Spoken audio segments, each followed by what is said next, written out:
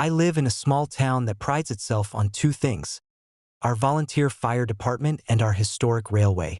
I'm a firefighter and sometimes engineer for the old evacuation engine.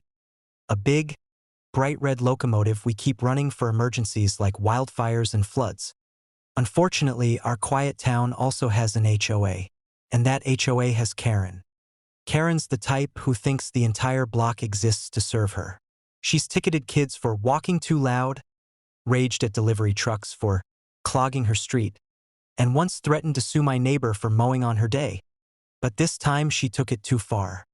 One afternoon, I got called to do a safety run with the Evac engine, just a test run down the spur line that crosses the road into the neighborhood. The line's been there for 80 years, with giant signs and flashing lights. Nobody in their right mind parks on the tracks. Except Karen.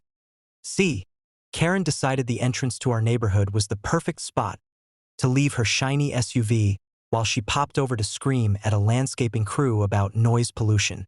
She left her car smack across the crossing, completely ignoring the no parking signs, the painted warning lines, and the fact that a train comes through every week. I was just getting the engine rolling when I got the radio call.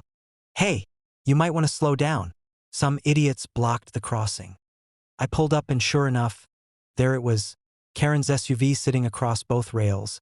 Hazard lights blinking like that made it legal. She was nowhere in sight. I hit the horn, that big, thunderous air horn that rattles windows and makes dogs bark 3 blocks away.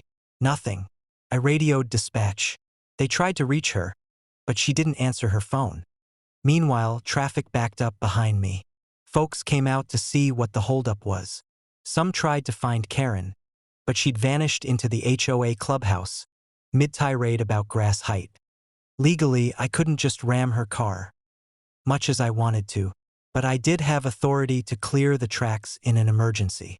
And a blocked crossing during a scheduled safety run? That's an emergency.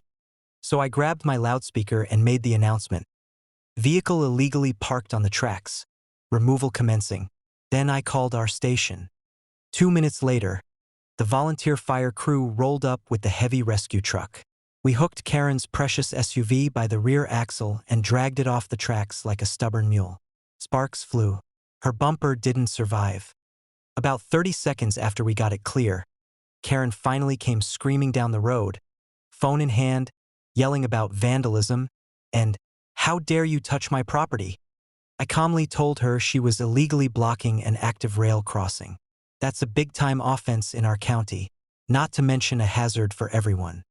She tried to threaten me with the HOA.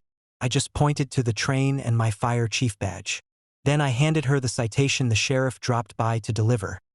Trespassing on railway property, obstruction, plus the tow fee for using our rescue truck. Karen threatened to sue the fire department, which, by the way, is mostly staffed by her own neighbors. That went over well for her. Now, when I run the Evac engine through the neighborhood, that crossing is crystal clear. Funny how nobody wants to block a train when they know the driver might be the same guy who'll show up with a tow chain and a citation pad.